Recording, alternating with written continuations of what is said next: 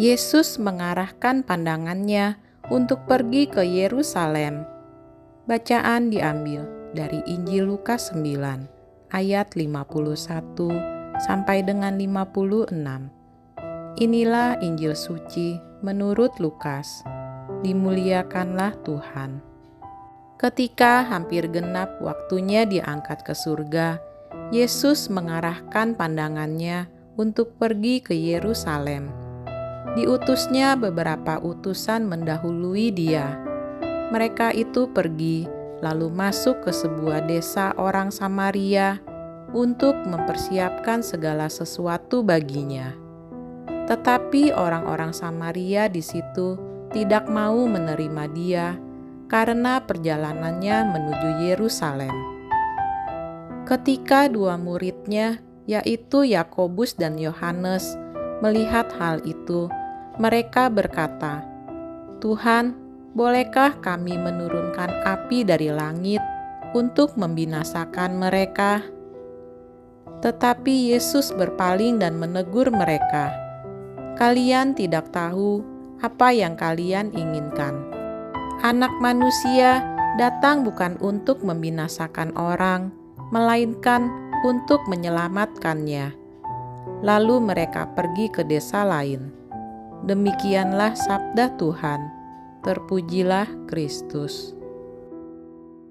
Untuk kita renungkan, saudara-saudari yang terkasih dalam Yesus Kristus, bacaan Injil hari ini mewartakan bahwa Yesus dengan tegas menetapkan perjalanannya ke Yerusalem. Ia pergi ke Yerusalem untuk memberikan dirinya demi membebaskan kita dari dosa.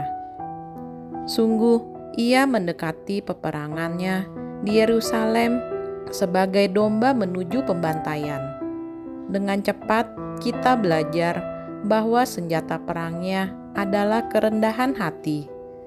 Strategi Yesus adalah kebaikan, kelembutan, kasih, dan kerendahan hati. Ketika fanatisme orang-orang Samaria menolak dia karena perjalanannya menuju Yerusalem, Yesus dengan rendah hati memilih menempuh desa lain. Sesederhana itulah strategi kerendahan hati Yesus. Ia tidak melawan. Dalam adorasi Ekaristi abadi, kita bersembah sujud di hadirat Yesus yang telah melangkah ke Yerusalem untuk mati di salib bagi kita. Kita belajar rendah hati bersamanya. Kita berdoa tak hanya bagi sahabat dan kerabat, tetapi juga bagi mereka yang membenci kita. Bagaimana kita memperlakukan mereka yang menyalibkan kita dan menyulitkan kita? Apakah kita berusaha tetap baik pada mereka daripada menyakiti mereka? Demikianlah renungan hari ini. Marilah kita berdoa bersama-sama. Ya Allah, melalui kitab suci, Engkau menyatakan kehendak-Mu yang menuntun langkah hidup kami.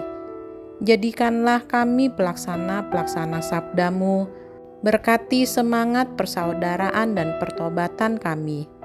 Maka akan terwujudlah kiranya kerajaan-Mu di tengah-tengah kami, dengan pengantaran Kristus Putra-Mu, Tuhan kami, yang bersama Dikau dalam persatuan Roh Kudus, hidup dan berkuasa Allah sepanjang segala masa. Amin. Tuhan Yesus memberkati kita semua.